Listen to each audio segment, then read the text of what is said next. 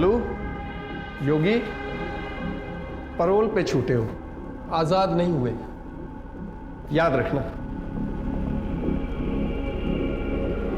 Jailer साहब डरिए मत, हम अपनी आजादी का नाजायज फायदा नहीं उठाएंगे। 37 गाड़ियां चोरी करके बेची थी तुमने। शहर से अगर एक भी कार गायब हुई तो फिर कभी बाहर नहीं आ पाओगे।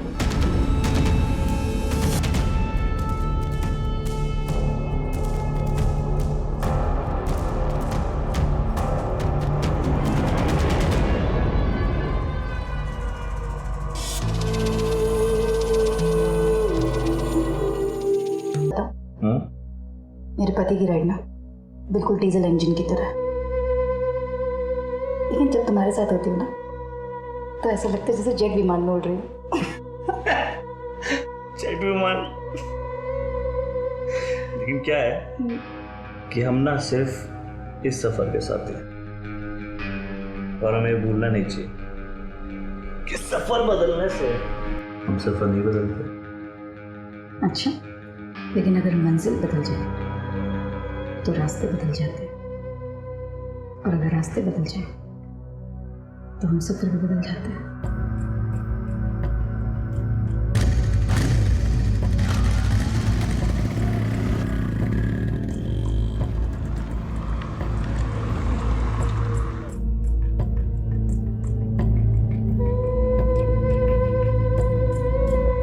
विवेक, टेंशन है क्या? कोई स्ट्रेस में लग रहे हो?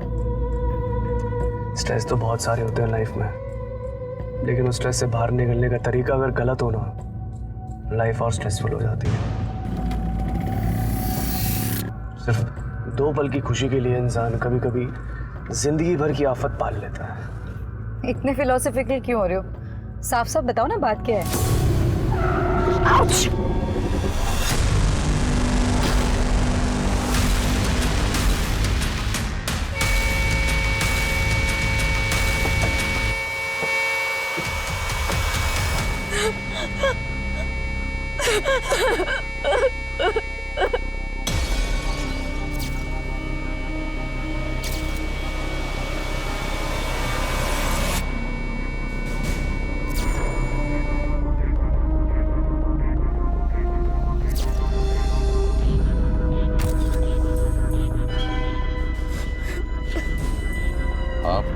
ये मेरे हस्बैंड विवेक। कैसे हुआ ये सब? मैं और विवेक पार्टी से घर लौट रहे थे, फिर अचानक से एक बाइक आई और फिर आउच! अबे पागल है क्या? बाइक हटा ऐसे। स्टूपिड, समझ में नहीं आ रही है मैं क्या बोल रहा हूँ? बाहर निकल। अरे कौन? अरे कौन है आप?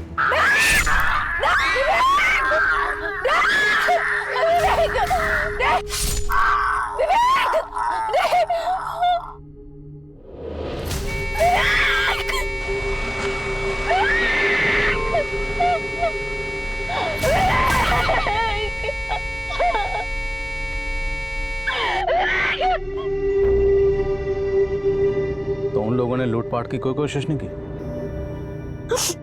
कौन थे वो लोग? कुछ आइडिया आपको? सर, उनमें से एक ने हेलमेट पहना था और एक का चेहरा ढका हुआ था। बाइक कौन सी थी? बाइक का नंबर देख पाई आप? अच्छा, आपने कहा कि आप किसी पार्टी से आ रही थी। किसकी पार्टी थी? विवेक के बॉस की। बॉस का नाम? भास्कर गुप्ता। वो विंश्योर कंपनी के मैनेजर हैं और विवेक उनके सुपरवाइजर थे। और जिस घर में पार्टी थी वो घर कहाँ पे है? Model town. आते रहना तुम लोग। या श्योर। श्योर, संभाल के जाना प्लीज। अरे डोंट वरी, मैं हूँ संभालने के लिए।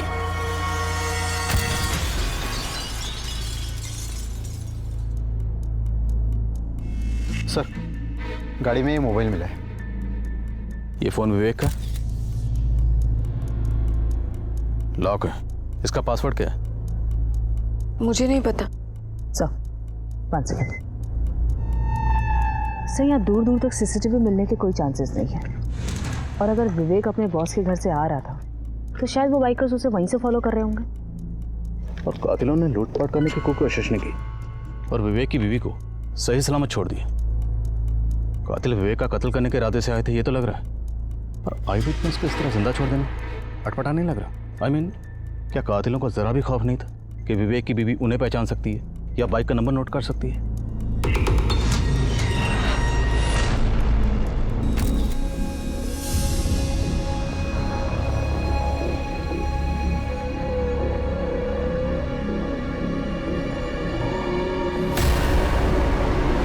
सर, विक्टिम की विंड पाइप और फूड पाइप बुरी तरह से काटी गई है।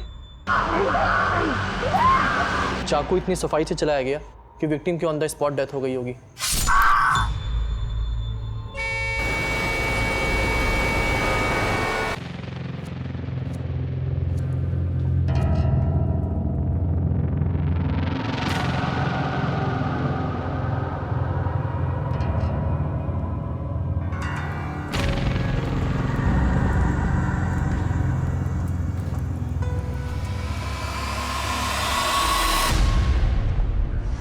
विवेक के साथ जो हुआ बहुत बुरा हुआ,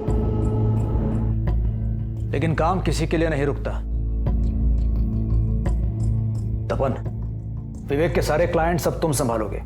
आकाश को अपने साथ रखो। विवेक के क्लाइंट्स की सारी डिटेल्स आकाश के पास है। जी सर। आकाश, अब से तुम तपन को रिपोर्ट करोगे। Now he is your boss. जी sir. Excuse me sir. Hello Tarun, मुझे बहुत डर लग रहा है। अगर तुम्हारे और मेरे रिलेशन के बारे में पुलिस को जरा सा भी पता चल गया ना, तो मैं सच में किसी को भी मुंह दिखाने लायक नहीं रह जाऊंगी। हम दोनों के लिए बेटर रहेगा कि तुम मुझे कॉल ही मत करो अब। क्या?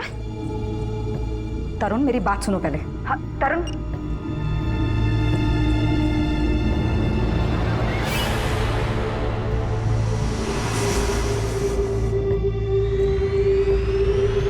नहीं सर, कोई ओकेजन नहीं था, बस एक कैजुअल सा गेट टुगेदर था।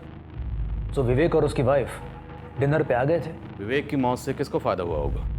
हमारा तो नुकसान ही हुआ है सर। मतलब? एक एफिशिएंट सुपरवाइजर खो दिया हमने। कंपनी को सबसे ज़्यादा बिजनेस वही लाके देता था। इस साल हमारी कंपनी का टर्नओवर 1.5 गुना बढ़ गया है। कंपनी के 40% से भी ज़्यादा क्लाइंट्स विवेक लेकर आया है। Thank you sir. Good job. Now I would like to see कि अगले साल विवेक से भी ज़्यादा क्लाइंट्स कौन लेकर आता है। मिस्टर भास्कर, क्या आपके ऑफिस में कोई ऐसा है जिसका विवेक से कभी कोई झगड़ा हुआ हो या विवेक को नापसंद करता हो? सर, विवेक एक बहुत ही सुलझा हुआ इंसान था। उसके साथ और उसके आसपास काम करने वाले सभी उससे बहुत खुश रहते थे। मैम, मैं पिछले 1 साल से विवेक सर को असिस्ट कर रहा था। फिर तो विवेक के दोस्त और दुश्मन सबको अच्छे से जानते होगे तुम। सर, ऑफिस है ये, यहाँ सब कोलीग्स होते हैं, दोस्त या दुश्मन नहीं होते। दुश्मन ना से, लेकिन कंपटीटर तो होते हैं ना। तुम और विवेक एक ही पोस्ट पर थे तो कंपटीशन तो रहता होगा और एक दूसरे से आगे निकलने की कोशिश भी होती होगी। हाँ सर, पर हेल्दी कंपटीशन था सर, इसी से ही इंसान की ग्रोथ होती है। जो कि तुम्हारी हुई तपन, क्योंकि विवेक के जाने के बाद उसके सारे क्लाइंट तुम्हें मिल गए। राइट? राइट मैम, तपन को फायदा तो हुआ है। तो तुम ये कह रहे हो कि विवेक के मर्डर के पीछे तपन का हाथ है? नहीं मैम, मैं ऐसा नहीं कह रहा। सर, मुझे नहीं लगता कि विवेक के मर्डर का कनेक्शन उसकी प्रोफेशनल लाइफ से जुड़ा होगा। तो क्या पर्सनल लाइफ से जुड़ा? आप तो विवेक की पर्सनल लाइफ के बारे में काफी कुछ जानते होंगे। विवेक का अपनी वाइफ के साथ रिलेशन कैसा था? आई मीन, दोनों में से किसी का कोई अफेयर? नहीं सर, मुझे ऐसा नहीं लगता।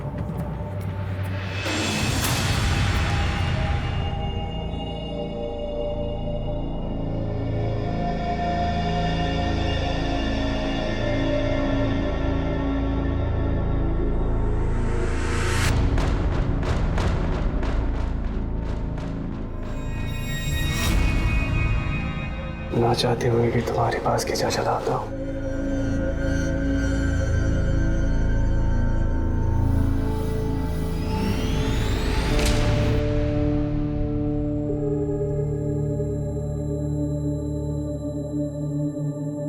The number you have called is currently not reachable.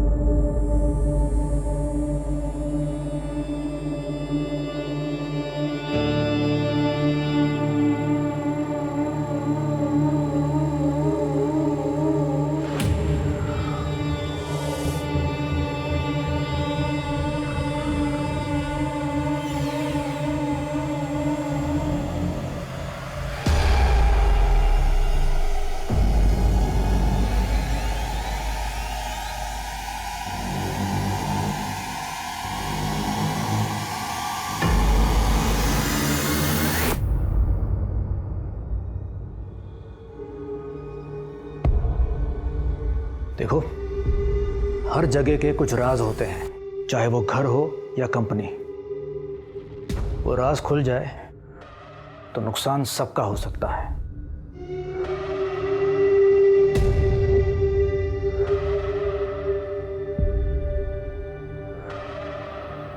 भयानं भूतगणादिसेवितं कपतिजम्बूफलचार भक्षणम् उमास्तं शोक विनाशकारकं नमामि विघ्नेश्वर पादपङ्कजं। श्रीरामचंद्र कृपाल भजमनहरणं भवभयदारुणं नमकं लोचनकंज मुखरकंज पदकंजारुणं कंधर्वगणितं सुंदरं पटपीतमानं तडितरुष्णं जनकसावरं लो प्रसाद लो, दिन अच्छा रहेगा। बस पंडित जी पूजा ही करते रहो तुम। नौकरी तो होती नहीं तुमसे। कुकर की 3 सीटियां लगने पर गैस बंद कर देना, कम से कम इतना तो कर सकते हो ना। मैं काम पे जा रही हूँ। कुछ नहीं।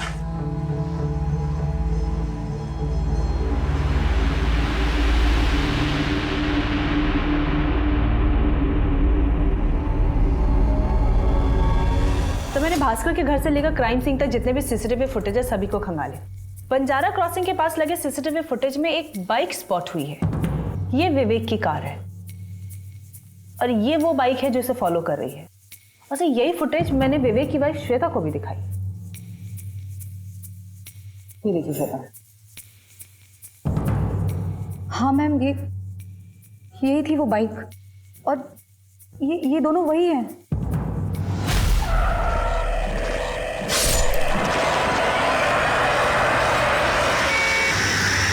लेकिन ये फुटेज बिल्कुल क्लियर नहीं है, ना तो बाइक का नंबर नजर आ रहा है और ना ही बाइक सवार की शक्ल।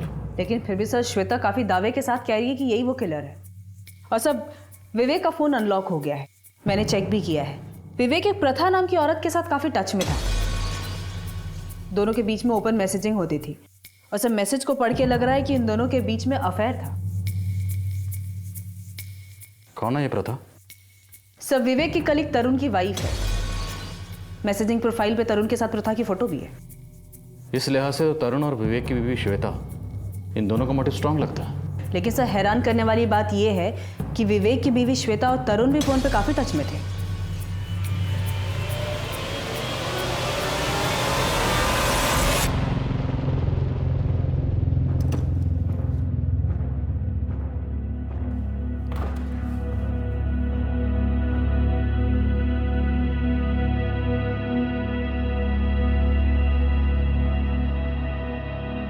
श्वेता से मिलकर आ रहे हो ना?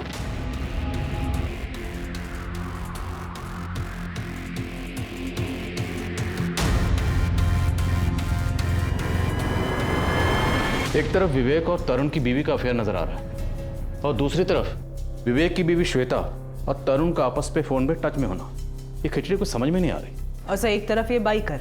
मुझे लगता है ये बाइकर्स स्पाई किलर्स होंगे जो तरुण या श्वेता से कनेक्टेड हो सकते हैं। इन दोनों की बैकग्राउंड अच्छी तरह से खंगालो और तरुण की बीवी से मिलो, देखो अब वो क्या बोलती है। Okay sir.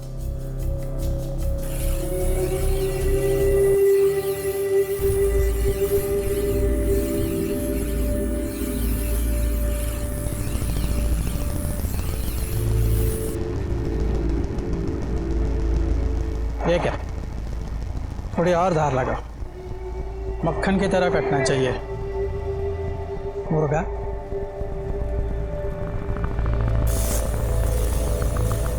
सर मेरे और विवेक के बीच ऐसा कोई रिश्ता नहीं है जैसा आपको लग रहा है। मैडम, ये मोबाइल फोन विवेक का है। आपकी विवेक के साथ जो भी बातचीत होती थी ना, वो सारे मैसेजेस इसमें हैं। कुछ पढ़ के सुनाऊं आपको, आपकी याददाश्त ताज़ा हो जाएगी।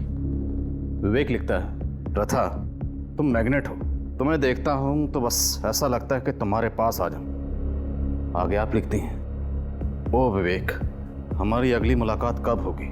और आगे बढ़ो, ये इतना काफ़ी।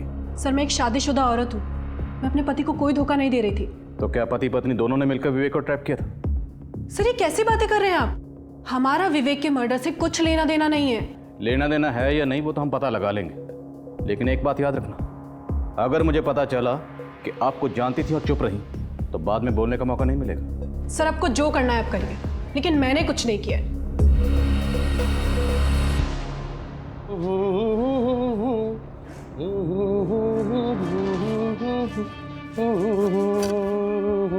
बोल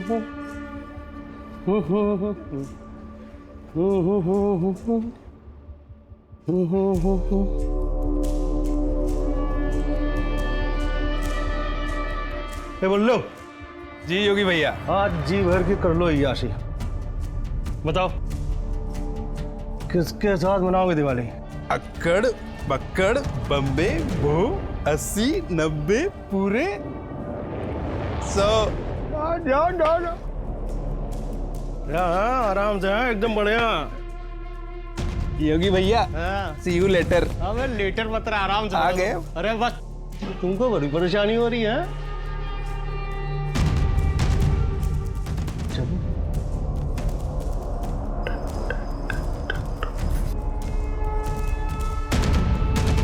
तेरा नाम क्या है?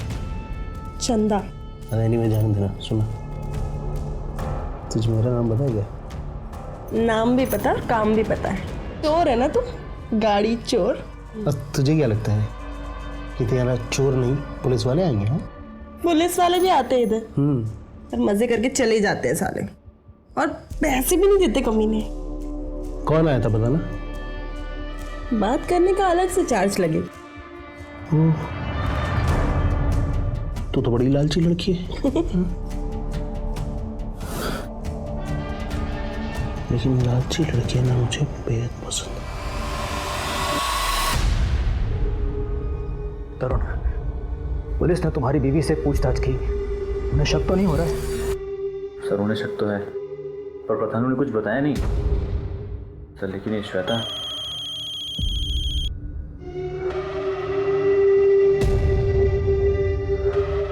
सर ये विवेक की बीवी बहुत परेशान कर रही है सर, इसको हैंडल करना मुश्किल हो रहा है। मैं क्या?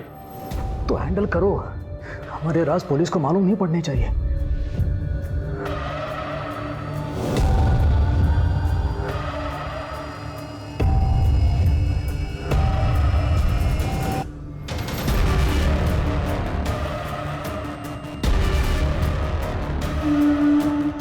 विवेक की पर्सनल और प्रोफेशनल लाइफ के कई ऐसे राज थे जो उसके मर्डर की वजह नजर आ रहे थे, और उन दो बाइकर्स को पुलिस सुपारी किलर भी मान रही थी, लेकिन उनकी तलाश का कोई जरिया नजर नहीं आ रहा था। लेकिन विवेक मर्डर केस अब एक और मर्डर केस से जुड़ने वाला था। सर जिस तरह से विवेक का मर्डर हुआ था 1 महीना पहले, ठीक उसी तरह से सुपेला में भी एक मर्डर हुआ था। इस मर्डर की मोडस ऑपरेंडी भी सेम थी। विक्टिम का गला स्लिट किया गया था और विवेक की तरह इसकी लाश भी गाड़ी के पास ही मिली थी। था कौन ये बंदा? सर नागेश, क्रिमिनल लॉयर था। सच और झूठ में जीत किसकी होती है पता है विनय जी? जी नहीं। उसकी जिसके पास अच्छा वकील होता है। तुम्हारे भाई के खिलाफ स्ट्रॉन्ग केस है। दो आई विटनेसेस है जिन्होंने उसे मर्डर करते हुए देखा है। सर इसीलिए तो आपके पास आए हैं। आप ही कोई रास्ता दिखलाइए सर। खरीदने पड़ेंगे गवाहों को, उसके लिए पैसे लगेंगे और जमानत के लिए 1 लाख अलग से। सर रकम थोड़ी कम हो जाती तो।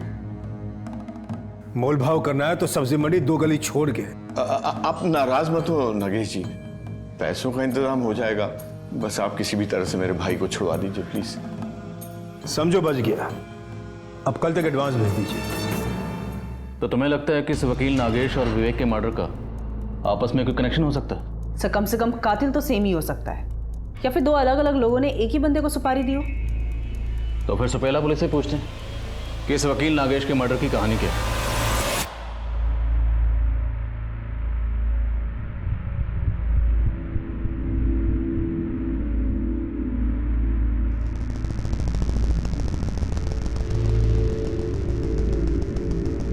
लीजिए। उपासना, पता चला लड़के का? जाने दीजिए ना, अपनी ही बेटी का मामला है। आप कुछ करोगे तो हमारी ही बेइज्जती होगी। वकील को सलाह दोगी तुम? नाम बोलो। बिरजू, रसाली में रहता है। पैर की जूती को सर पे बांधना चाहती है तुम्हारी बेटी, यही संस्कार दिए तुमने।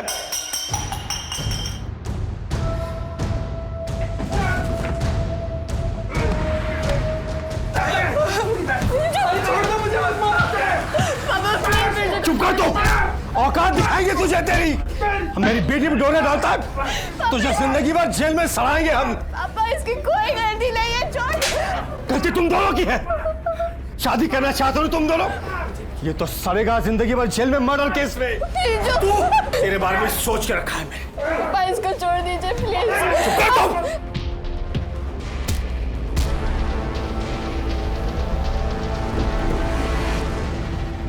सर नागेश एक तरह का बाहुबली था, कानून को भी जानता था और गैर कानूनी काम करने वालों को भी। किसी ने सोचा नहीं था कि इतनी पहुंच वाले आदमी को कोई ऐसे मार के चला जाएगा। सर नागेश का मोबाइल हमें उसकी कार में मिला था। जब हमने मोबाइल चेक किया तो पता चला कि आखिरी कॉल उसने अपनी बीवी उपासना को किया था। इसके बाद हम उसके घर पहुंचे। साहब, मेरे पति का कातिल घर पर ही है। इसी ने मरवाया है मेरे पति को। खा गई है अपने बाप को ये, ताकि इसका और इसके आशिक बिरजू का रास्ता साफ हो जाए। ये बिरजू कौन है और कहां मिलेगा? इस बिरजू की कोई तस्वीर है आपके पास? जी सर, ये रहा सर।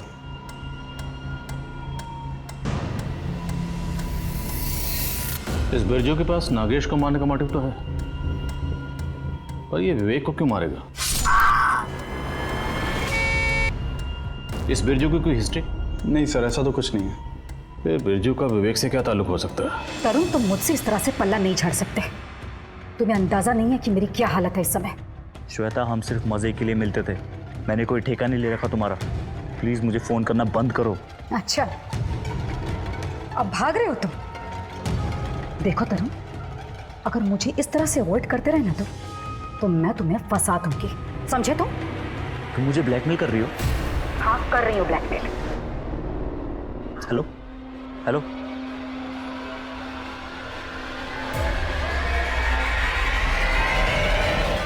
ये विवेक है। हमें लगता है इसका मर्डर आपके पति से कनेक्टेड है।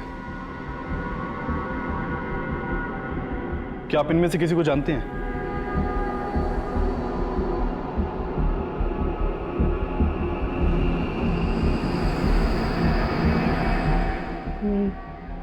मैं इनमें से किसी को नहीं जानती। नहीं, मैं भी नहीं जानती।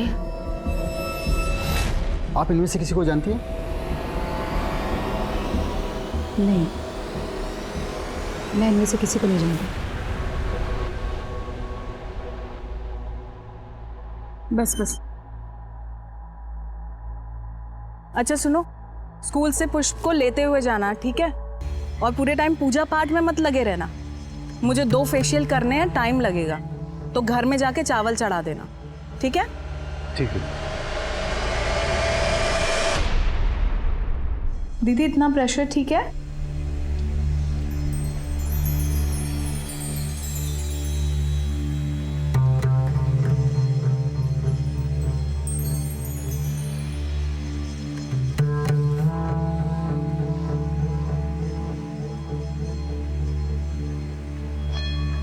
दीदी, मैं 1 मिनट गर्म पानी लेकर आती हूँ।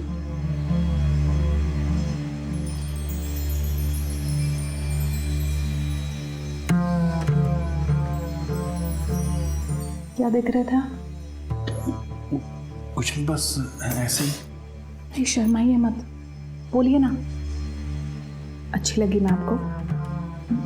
बहुत। तो उस बुढ़िया को इस घर से बाहर निकाल के फेंक दो और मुझे आपके साथ रख लो। क्या?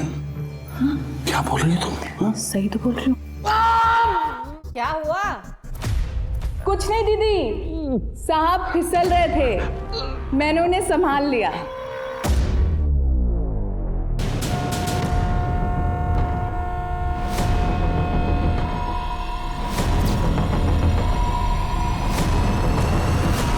सर, विक्टिम का नाम संजीव सिन्हा है और ये इनके फादर हैं।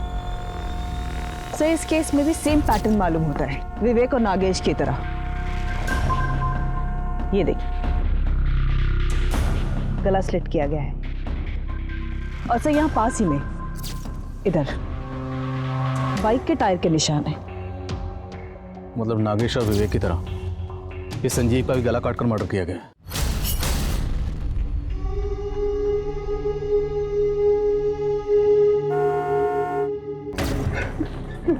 मनीषा, अच्छा भला लड़का था मेरा बेटा संजीव।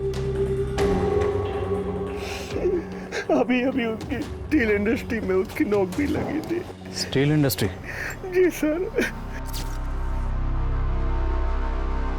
3 कत्ल हुए और ये तीनों कत्ल उस वक्त हुए जिस वक्त विक्टिम्स अपनी अपनी कार में थे। मोडस ऑपरेंडी सेम है। 2 लोग बाइक पर अंधेरे में आते हैं, कत्ल करते हैं और अंधेरे में गायब हो जाते हैं। लेकिन इन तीनों मर्डर्स का आपस में क्या कनेक्शन हो सकता है? सर एक कनेक्शन है, स्टील इंडस्ट्री का। विवेक शर्मा और संजीव पांडे ये दोनों स्टील इंडस्ट्री से जुड़े हुए थे। लेकिन नागेश? सर साहू ने भी नागेश के बारे में एक इंफॉर्मेशन निकाली। ये नागेश 2 साल पहले स्टील इंडस्ट्री में लीगल एडवाइजर था। तो मतलब कातिल जो भी है वो स्टील इंडस्ट्री से जुड़े लोगों को अपना टारगेट बना रहा है। हो सकता है वो अपने अगले टारगेट की तलाश में हो। वो लड़का बिरजू, उसका कुछ पता चला जिसे नागेश ने सबके सामने दलील किया था? जी नहीं सर, साहू बता रहे थे कि नागेश के मर्डर के बाद से ये बिरजू हवा हो गया।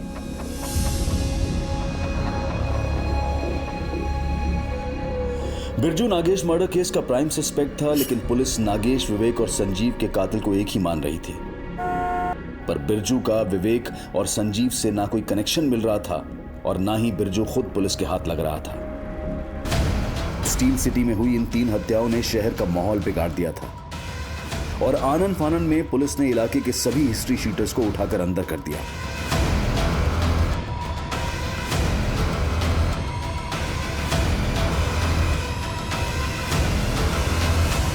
लेकिन इतना सब करने के बावजूद ये हत्याएं थम नहीं रही थी।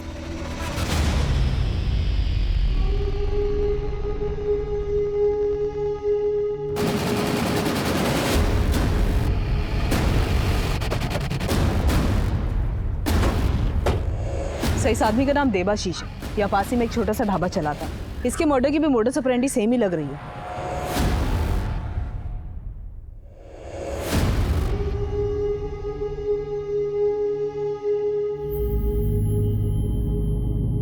बाकी जितने भी कत्ल हुए वो सब के सब अपर क्लास के थे और कत्ल तब हुए जब वो लोग कार में थे। लेकिन ये एक छोटे से ढाबे का आदमी, इसके कत्ल का उन तीनों कत्ल से वाकई कोई कनेक्शन है या हमें गुमराह करने की कोई चाल है? सर किलर का माइंड समझ में नहीं आ रहा है। समझना पड़ेगा। एक के बाद एक ये चौथा कत्ल। अब बिरजू अभी तक हमारे हाथ नहीं लगा। अब क्या करेंगे योगी भैया? मर्डर केस में फंस गए तो बहुत लंबा जाएंगे। तुम परेशान हो तो हमने सोच लिया क्या करना है। सर अपनी खबरों से पता चला है कि विवेक की मौत के 1 हफ्ते पहले विवेक और तपन के बीच में काफी गर्मा गर्मी हुई। लेकिन ये बात हमें स्टाफ में से किसी ने नहीं बताई और ना ही बॉस भास्कर ने। झगड़े की वजह पता चली?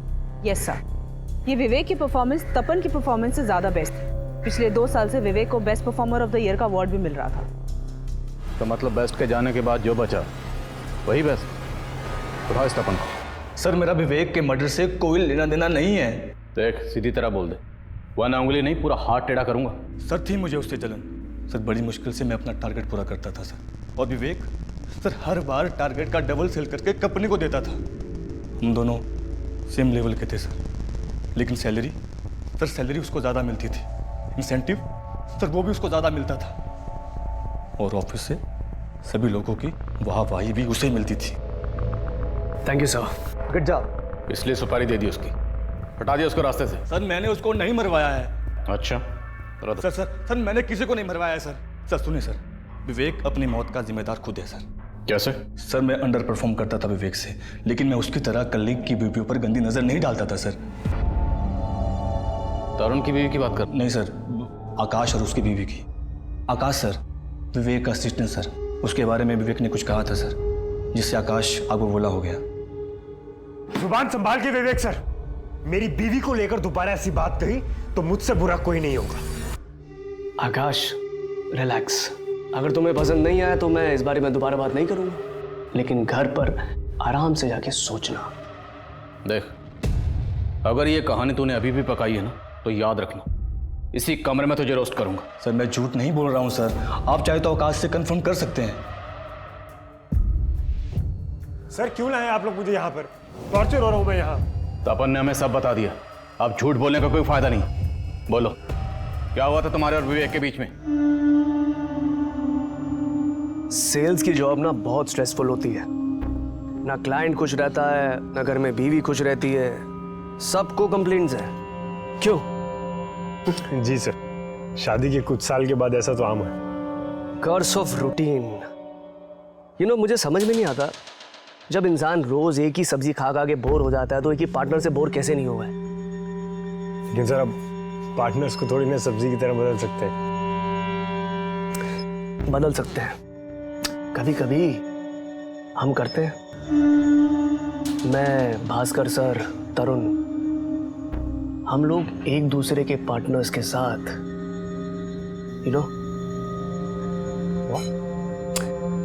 Relax. Akash, if you want you can also join us. Sir Vivek sir मुझे वाइफ स्वैपिंग के लिए बोल रहे थे।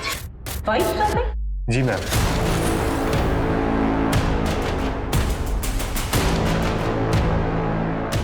तपन और विवेक ने हमें जो बताया, क्या वो सच है? जी सर। लेकिन सर हमने जो भी किया वो आपसी सहमति से किया। किसी तीसरे को क्या प्रॉब्लम हो सकती थी? सर सबका कुछ ना कुछ स्ट्रेस बस्टर होता है, ये हमारा स्ट्रेस बस्टर है। जी, और हमने कोई क्राइम नहीं किया। आप अपने घर की चार दीवारी के अंदर क्या करते हैं उससे हमारा कोई सरोकार नहीं, पर जब कोई क्राइम होता है ना तो निजी बात नहीं रह जाती।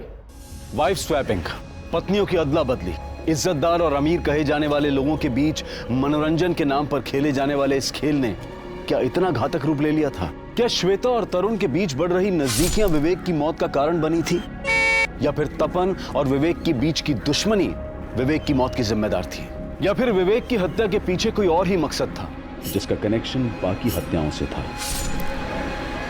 लिहाजा पुलिस ने बिरजू को ढूंढ निकालने में कोई कसर नहीं छोड़ी और आखिरकार उसको पकड़ लिया गया। बोल तूने तीनों मर्डर्स क्यों की? अपने पार्टनर का नाम बोल। साहब मैंने कोई मर्डर नहीं किया साहब। अच्छा, तो फिर बिल में क्यों छुपा बैठा था? साहब मैं डर गया था साहब, अर्चना से प्यार करता था और उसके पापा नागेश ने मुझे मर्डर में फंसाने की धमकी दी थी। ये तो सड़ेगा जिंदगी भर जेल में मर्डर केस में। प्यार और जान में मैंने जान को चुना साहब और मैं भाग गया यहाँ से। तूने जान को चुना? साले तूने जान लेना चुना। पहले नागेश, फिर विवेक और उसके बाद संजीव। बोल तूने तीनों मर्डर्स क्यों की? बोल अपने पार्टनर का नाम बोल। साहब जिनका नाम आप ले रहे हो साहब, मैंने उनके नाम तक नहीं सुने। मेरा कसूर सिर्फ इतना है साहब, मैं दूसरी जात का हूँ, इसलिए आप लोग मुझे फंसा रहे हो साहब। देख सीधी तरह बोल दे वरना सड़ेगा यहाँ पे। बोल हमारे पार्टनर का नाम बोल। सर बोलो।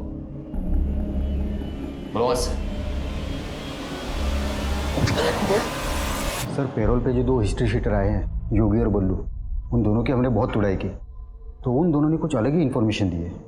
कैसी इन्फॉर्मेशन? साहब हम अक्सर एक धंधे वाले के पास में जाते हैं। अभी कुछ दिन पहले जब हम उसके पास गए थे तो उसने हमें ये बताया था। पता शहर में जो कांड हो रहे हैं कौन कर रहा है? कौन कर रहा है? अरे भाई पुलिस वाला, मेरा रेगुलर कस्टमर है। लेकिन साहब उसने हमें ये नहीं बताया कि वो पुलिस वाला कौन है। वो तो नहीं बोले। अरे नहीं साहब, हमें मरना है क्या आप लोगों के हाथों से? साहब एकदम सच में क्या? चल वो धंधे वाले का नाम और एड्रेस बोल।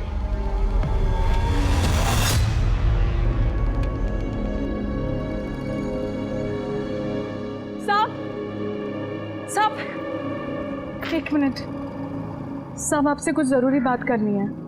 पूरे इलाके में शेरनी बनी घूमती है, मेरे सामने भीगी बिल्ली बन जाती है। सब थोड़ा तो रहम कर दो हम पर, एक बार मेरी बात सुन लो। तू मत बोल, उसे भेज, उससे बात करूंगा। चल जा। सब एक बार मेरी बात सुन लो।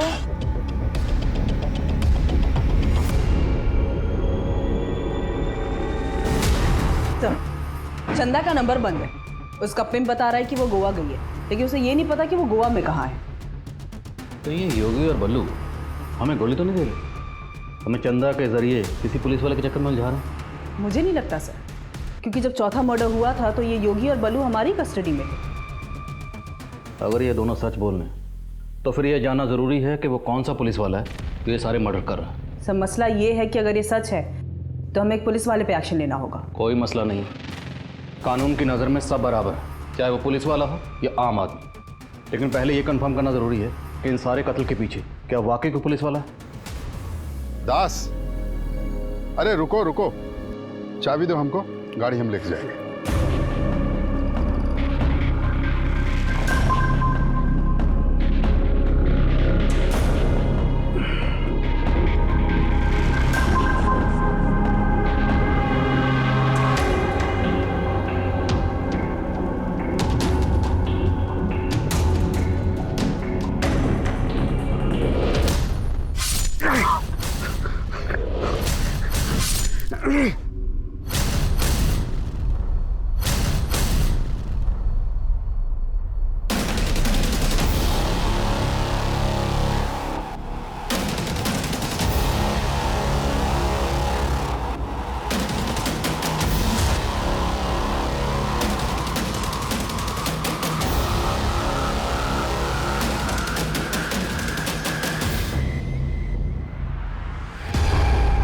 एक तरफ किसी पुलिस वाले को इन मर्डर्स में सस्पेक्ट समझा जा रहा था और वहीं इस बार 5वीं हत्या खुद एक senior police officer Anand Kumar की हुई थी और इस हत्या के बाद पुलिस हेडक्वार्टर तक हिल गया था। सर, हमें इंफॉर्मेशन मिली है, ये जो भी है हमारे डिपार्टमेंट से ही है। तुम उन 2 गुंडों की बात का यकीन कर रहे हो, फिर भी अगर थोड़ी देर के लिए तुम्हारी बात मान भी लेते हैं तो मुझे ये बताओ कि ऐसा कौन सा पुलिस वाला होगा जो ऐसा करेगा या ऐसा करवाएगा।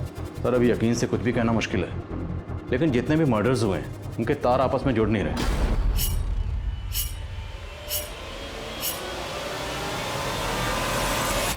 आई थिंक ये कोई पुलिस डिपार्टमेंट को चैलेंज करने के लिए कर रहा है। तो मुझे ये बताओ तुम करना क्या चाहते हो।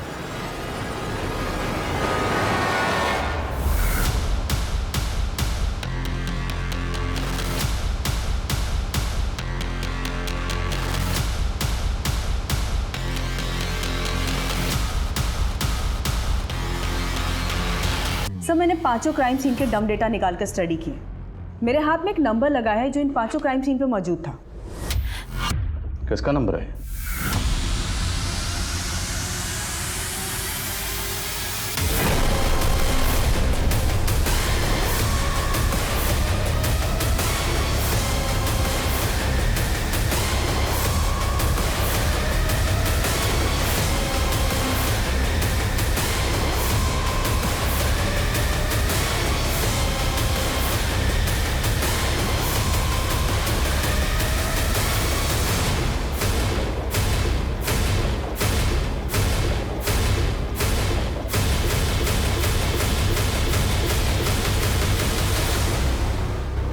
मिठाई लीजिए, बहुत खुशी का मौका है।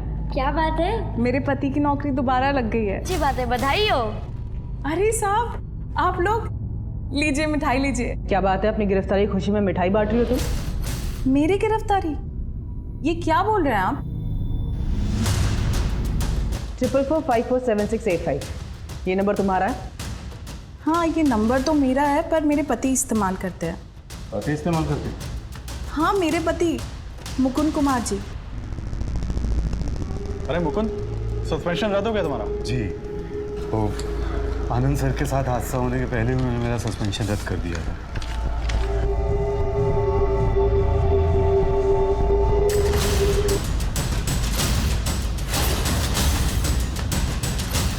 चलो।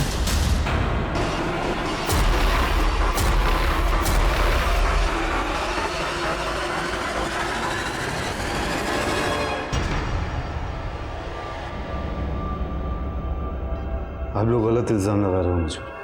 कोई सबूत है? बहुत सबूत है और एक गवाह भी है। गवाह? हाँ, गवाह चंदा। जी साहब, आपका ये आदमी है जो मर्डर करता है। तुझे कैसे पता चंदा? मैंने उसके कपड़े में कई बार खून के धब्बे देखे थे और एक बार उसके पास चाकू भी देखा था। ये मत सोचना कि तो पुलिस वाला है तो हम रहम करेंगे। अब तो बोलेगा या हम शुरू हो जाएं। तुमने हाथ धोए? अरे क्या कर रहा है?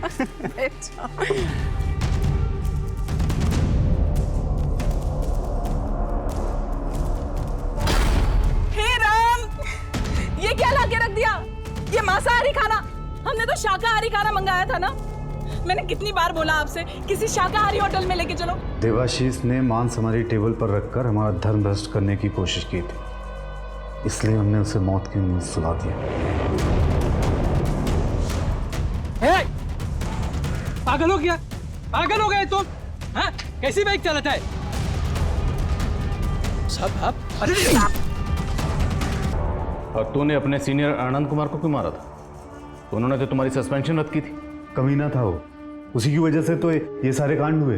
उसकी जात के लोग हमसे झुककर प्रणाम करते हैं, लेकिन वो इस पुलिस स्टेशन में हमारा सीनियर बन बैठा था, बहुत हुक्म चलाता था हम पर। डिपार्टमेंट के अलावा वो घर के भी काम हमसे करवाता था।